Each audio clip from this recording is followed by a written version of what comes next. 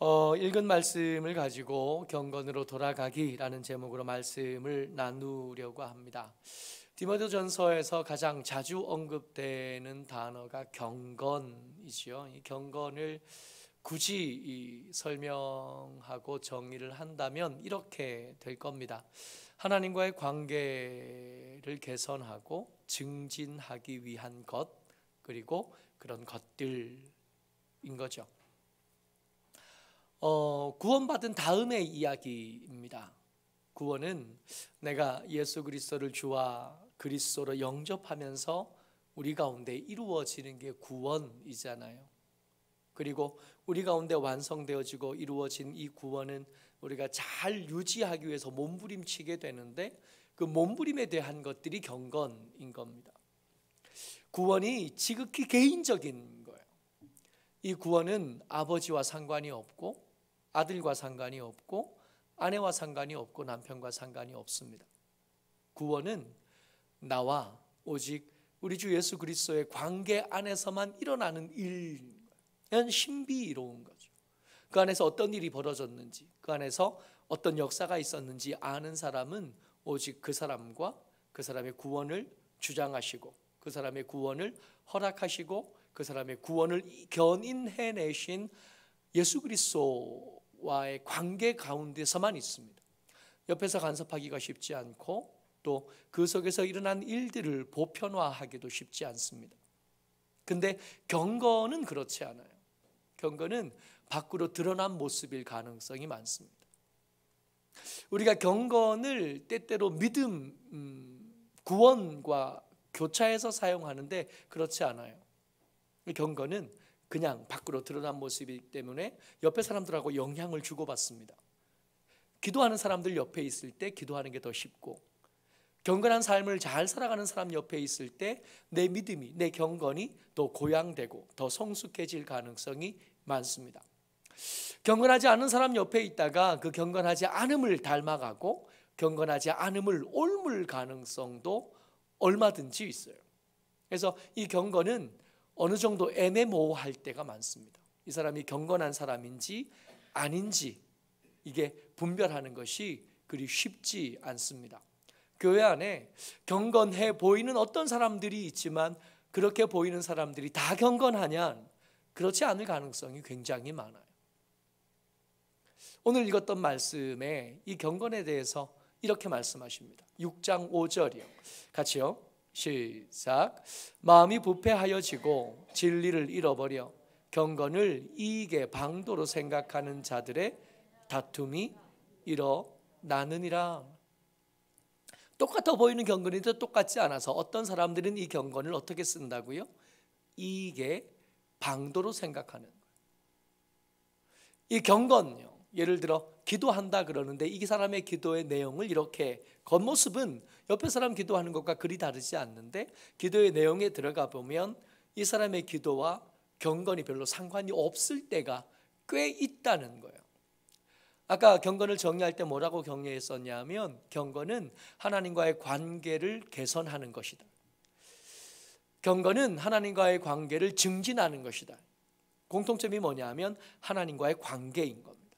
하나님의 관계를 더 화목하게 만들고, 하나님과의 관계를 더 친밀하게 만들고, 하나님에게 더 가까이 다가가려고 하고, 하나님이 하시는 일들을 따라하려고 하고, 하나님의 성품을 배워가려고 하고, 하나님이 바라보시는 것을 같이 바라보려고 하고, 하나님이 분노하시는 것에 같이 분노하려 하고, 하나님이 기뻐하시는 것을 같이 기뻐하고, 하나님이 즐거워하시는 것을 같이 즐거워하기 위해서 이것저것들을 하는 거죠.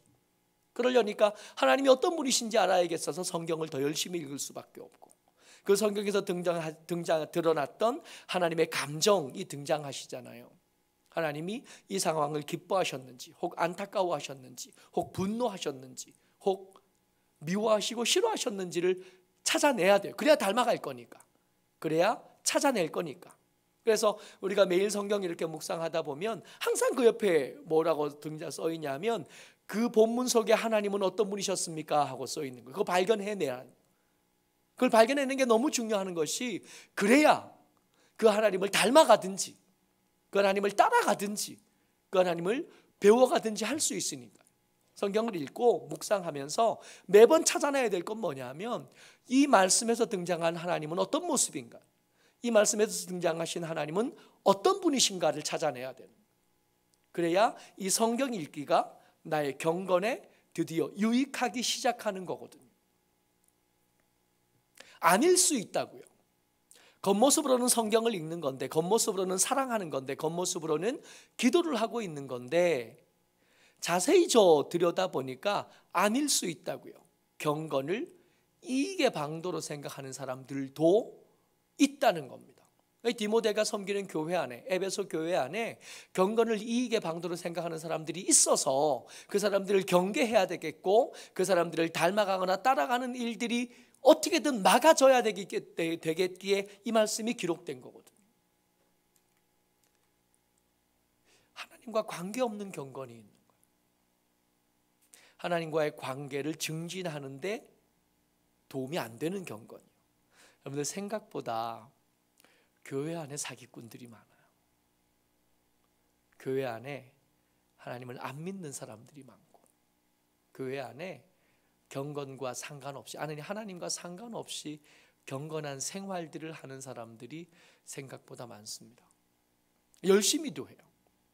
치열하게도 합니다. 다만 그 치열한 것과 그 열심이 하나님과의 관계와는 상관이 없는 거예요. 그런 것으로는 경건해지지 않고, 경건해지지 않으니까 이 경건을 이익의 방도로 사용하다 보니까 경건으로 얻어야 될 큰 유익을 얻는 것이 아니라 엉뚱한 위험에 처하기도 합니다. 6장 10절이요. 같이 읽지요. 시작. 돈을 사랑함이 일만 악의 뿌리가 되나니 이것을 탐내는 자들은 미혹을 받아 믿음에서 떠나 많은 근심으로 자기를 찔렀도다. 그래서 갑자기 난데없이 돈을 사랑함이 일만 악의 뿌리다라고 나온 것 같지만, 좀 전에 우리가 읽었던 말씀을 떠올려 보세요. 경건을 어떤 방도로 썼다고요? 이익의 방도로 썼다고요. 그러니까 경건을 잘못 사용하는 사람들, 하나님과 관계 없는 경건한 삶을 살아가는 사람들이 그 밑바닥에 이렇게 파헤쳐 보면 그 속에 있는 것은 이익이잖아요. 그 이익과 관련된 경건이 당하는 위험이 돈을 사랑함이고, 돈을 사랑함은 돈을 사랑함으로 생겨난 그 수만 가지의 악한 것들이 이렇게 우후죽순 올라오는 겁니다. 전혀 다른 것들인 것처럼 보이나 사실은 그 뿌리는 한 가지예요. 돈을 사랑하는 것. 이 돈을 사랑하는 것이 경건함의 목적, 돈을 더 버는 것, 이익을 더 많이 얻는 것이 경건함의 목적이었던 거예요. 근데 처음부터 그랬냐? 그렇지 않을 가능성이 굉장히 많아요. 처음에는 경건하기 위해서, 정말로 하나님과의 관계를 위해서 애쓰던 기도였고, 하나님과의 관계를 개선하기 위해서 읽던 성경이었는데, 언젠가부터 그게 퇴색되고 언젠가부터 그게 뒤틀리고 어그러지기 시작한 겁니다. 그러다 보니 경건은 내게 있는 경건이라도 얼마든지 바뀔 수 있을 가능성이 생겨나는 거예요. 다른 사람들의 경건에 문제가 생긴 것 정도로 끝나지 않고, 내게 있던 하나님을 향한 열정이, 내게 있던 복음을 향한 열정이 어느 순간 나도 모르게 이익의 방도가 되어 있고, 돈을 사랑함에 돈을 더 벌려는 욕심으로 퇴색되어 있는 경우가 얼마든지 가능하다는 거예요. 경건은 위험합니다.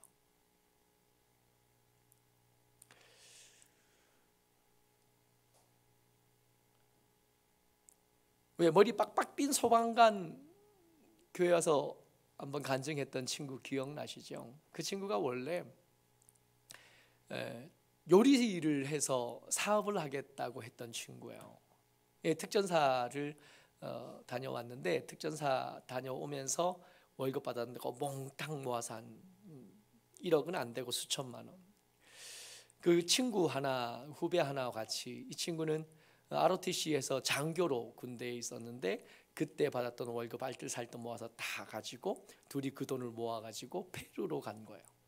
페루에 가서 우리나라 치킨을 거기서 팔아서 사업을 해보겠다 그러고 갔어요. 한 1억 5천 정도 마련해서 갔나 봐요. 페루에서 거기서 이제 예수 믿는 아이들이니까 거기서 교민 교회를 찾아가고 거기서 이제 사업할 준비를 하던 중에 돕는 사람을 만난 겁니다. 도와주겠다는 거예요.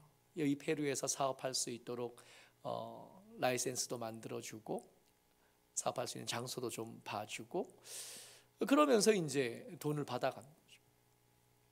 그리고 사라진 거예요. 교회에서 만난 사람. 나중에 알고 봤더니 우리나라 역대 사기꾼 사지 사기한 액수 역대 1위였던 사람. 도망가는데 페루까지 도망가서 거기서 우리 아이들 그 피 같은 돈 그거 사기쳐서 도망가. 그리고 두 아이들이 그 두 청년이 정말로 먹을 게 없어서 사채업자들이 이렇게 돈 받으러 오고 전기세 받으러 오는데 집에서 없는 척하고 이거 굶고 며칠 있다가 그 동생 녀석이 눈앞에서 형이 보는 거 껴서 이렇게 쓰러진 거. 안 되겠다, 돌아가야겠다. 교민들이 그 교민 교회 사람들이 항공권을 사줘가지고 그 비행기 표 가지고 돌아오. 교회 안에 믿음 좋아 보이는 어떤 사람이 사기친 거예요. 얼마 전에 선교사님 만나서 같이 한 1박 2일 같이 지내면서 교제했었는데 그 선교사님도 그런 얘기를 하시는 거예요. 선교사님 그 필리핀에 선교사님 참 많잖아요. 그 중에 사기꾼이 있는 거예요. 새로 들어온 선교사님하고 이렇게 같이 사역하기로 하고 돈을 같이 내서 사역을 하겠다 그러고는 이제 그 돈을 같이 냈는데 이 돈을 냈고 이 두 사람은 이 사람 일이 그대로 진행이 안 되니까 한쪽 돈을 낸 사람은 왜 일이 진행되지 않나 하고 조바심내하고 있고 또 그 한쪽 사람은 다른 선교사님들한테 이렇게 얘기하는 거예요. 아, 내가 참 돈이 필요했는데 하나님이 사람을 보내줘서 돈을 주셨다고 그렇게 말하고 다녀. 가짜 경건에 속은 겁니다. 경건은 얼마든지 퇴색할 수 있고 가짜가 될 수 있어요. 처음에도 그랬을 거다. 그렇게까지 말하고 싶지 않고 중간에 퇴색할 수 있는 거예요. 그러니까 우리가 가진 경건도 결코 안전하지는 않아요. 우리가 지금은 경건, 하나님과의 관계를 위해서 하나님과 더 친해지고 하나님을 더 닮아가기 위해서 이 경건 생활을 하지만 이 경건 생활이 어느 순간에 퇴색하게 되면 엉뚱한 것, 공동체를 해치고 교회에 흠을 만들어내는 경건도 얼마든지 우리에게서 생겨날 수 있다고요. 그래서 이런 위험한 경건을 위한 아주 중요한 조언을 이 디모데에게 전하는 겁니다. 6절 말씀이요. 같이요. 시작. 그러나 자족하는 마음이 있으면 경건은 큰 이익이 되느니라. 아멘. 힌트는 이거예요. 자족하는 마음이 필요하대요. 우리가 이 자족하는 마음을 묵상하면서 반드시 기억하셔야 될 게 있는데 자족하는 마음의 반대말은 탐욕이나 그런 게 아니래요. 만족해야 되는 자족을 아는 내게 있는 것으로 충분하다고 생각하는 그 마음의 반대말은 조금 더입니다. 처음부터 엄청나게 많은 것들을 바란 게 아니에요. 조금 더. 내가 이 말씀 묵상하면서 뭐가 생각났냐면 작년에 부모님 모시고 제주도 갔었잖아요. 제주도 가서 돌아오면서 아버지한테 그랬죠. 아버지 한 달 동안 제주도에서 꽤 큰 돈 쓰고 있었는데 뭐가 제일 좋으셨습니까? 그랬더니 고사리 꺾은 거 그러셨다 그랬잖아요. 그래서 제주도 한 달 있는 동안에 고사리 꺾으러 3번이나 갔었어요. 사진을 좀 가져왔어요. 굉장히 많이 꺾었어요. 이게 한 번 꺾은 거야. 한 번 꺾은 거. 고사리가요 얼마나 탐스럽고 굵은지요. 우리 어머니가 그랬어. 어릴 때 젊을 때 고사리 캐러 많이 다녀보신 우리 어머니가 이렇게 굵은 고사리는 처음 봤대. 정말 굵은 엄지손가락만큼 굵어요. 고사리가. 첫날 가서 꺾은 게 저만큼이에요. 둘째 날 가서 꺾은 거. 세 번째 갔는데 그날도 새벽 6시에 집에서 출발해가지고 이승학 오름에 올라가다 보면 오른쪽에 말 농장이 있는데 그 농장 여분대기에 고사리가 그렇게 많아요. 이거 비밀인데. 거기 차 세워놓고 거기 들어가서 이제 고사리를 꺾는 거예요. 새벽에 갔는데 제주도는 4월, 5월 되면 비가 그렇게 자주 옵니다. 제주도 사람들은 4월, 5월에 오는 비를 뭐라고 부르냐면 고사리 장마라고 불러요. 이게 비가 한번 오고 나면 어제 깨끗하게 다 꺾은 그 산에 다음 날 또 고사리가 처음처럼 똑같이 이렇게 올라오는 거예요. 그러니까 그 비 온 다음 날 가야 돼. 비 온 다음 날 고사리 꺾으러 가면 되는데 그 전날 비가 왔거든요. 고사리 꺾으러 갔는데 아침부터 비가 또 부슬부슬 오기 시작하는 거예요. 아침에 새벽에 아직 그 주민도 도착하기 전에 고사리 꺾기 시작해가지고 고사리를 꺾는데요. 비가 오니까 이 부슬비에 옷 젖는 줄 모르는 거잖아요. 그러니까 한 2시간 열심히 꺾었어요. 열심히 꺾다가 비가 계속 오니까 이제 옷도 다 젖고 좀 슬슬 추워지기도 하고 이게 뚝뚝 떨어져 있으니까 아버지 그만 꺾고 가요. 저 멀리서 그래 그랬어. 그러고도 아무도 안 나와. 이게 나올 수가 없어요. 한번 가보시면 알아. 가요 그러고 눈은 열심히 바닥을 훑는 거예요. 고사리가 하나가 이렇게 있으면 하나를 이렇게 꺾잖아요. 꺾으면 눈이 얼마나 분주한지 몰라요. 고사리는 있는데 그 옆에 또 있거든요. 열심히 옆에 봐야 돼. 가요 그래 그러고는 눈은 계속 그거 보고 꺾는 거예요. 그리고 일어서서 또 몇 걸음 가면 또 있잖아. 여러분 그 탐스러운 고사리를 두고 어떻게 가요? 그래서 걸어온 길을 되짚어서 걸어 나가는데 한 30분 넘게 걸려요. 가요 그래 말만 하지 갈 생각은 없어. 한 걸음 두 걸음 걸으면 또 앉아야 돼. 앉으면 그 옆에 또 있으니까 이렇게 또 몇 번 되짚다가 또 일어나서 또 몇 걸음 걷다가 또 이렇게 조금 더 하다가 옷은 다 젖는. 그렇게 옷을 다 젖어가지고도 기분이 좋아. 고사리 많이 꺾었으니까. 홀라당 다 젖었어요. 우리 아버지 표정이 얼마나 밝은지. 근데 저게 그럴 수밖에 없는 게 하루 가서 꺾은 거 있잖아요. 한번 2시간 꺾으면 이만큼 꺾거든요. 이만큼 꺾어가지고 갔다가 저는 이제 카페에 책 읽으러 가고 부모님들은 그거 삶아가지고 그 방충망 떼가지고 거기다 이렇게 널면 오후가 되면 다 말라요. 바짝 말라요. 근데 이게 삶아놓고 널어놓고 점심 먹으러 아버지 어머니 모시고 이제 식당에 가는데 식당은 점심 먹고 이제 장 봐가지고 저녁은 집에서 해 먹었거든요. 집에 들어오면서 장 보러 시장에 갔는데 우리가 아침에 꺾었던 그만큼 삶지도 않은 생고사리를 8만 원에 파는 거예요. 2시간만 더 꺾었으면 16만 원이잖아. 하루 종일 꺾으면 이게 일당보다 많네. 그 다음 날 비가 오는데도 꺾는 거야. 못 와요. 여러분들이가 언제 경건해지냐고요? 거기서 그냥 걸어 나올 때 경건해지는 거예요. 자족하는 마음의 반대말은 조금 더입니다. 조금 더, 조금만 더 하다가 우리는 끝내 경건으로 돌아가지 못하는 거예요. 꿈이 있잖아요. 땅에 한 100평만 있었으면 좋겠다. 큰 집 필요 없으니까 한 15평 정도로 집 이렇게 짓고 텃밭이 좀 있었으면 좋겠다. 생각해 보니까 필로티가 있었으면 좋겠어요. 기둥이 있고 지붕이 있잖아요. 그러면 그 밑에서 뭐든 할 수 있으니까 비 올 때 혹은 해를 가릴 때 이게 필로티 있으면 좋겠잖아요. 애들이 이제 결혼하면 이게 손주들이 올 텐데 손주들 오면 모닥불 펴놓고 고기도 좀 구워 먹었으면 좋겠잖아요.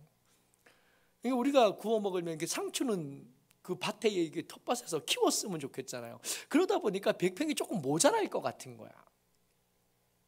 한 150평쯤 있으면 좋겠다. 애들이 올 때 차를 가지고 올 텐데 차를 주차하려면 조금 더 이렇게 옆에 이렇게 있어야 되니까 한 200평쯤이 언제 끝나요? 언제 우리가 경건해지냐 하면 조금 더 하던 걸 멈출 때 경건해집니다. 비가 오는 그 숲에서 빨리 떠나야 되는데 그게 쉽지 않은 거예요. 여러분 고사리도 쉽지 않은데 돈은 얼마나 어려울까요? 모쪼록 저와 여러분들 경건은 하나님과의 관계를 위한 것들입니다.